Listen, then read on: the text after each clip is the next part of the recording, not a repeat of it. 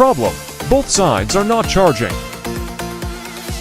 Solution: due to long time use of earbuds, dirt gets inside the shell of the charging connector of the earbuds, and the charging connector of the case also gets a lot of dirt, because of which charging does not show properly.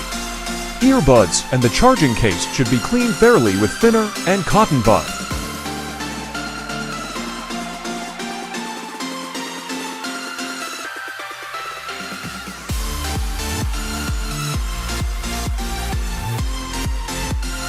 Then, if the earbud ball is placed correctly in the charging case, it will show charging. This will solve the problem.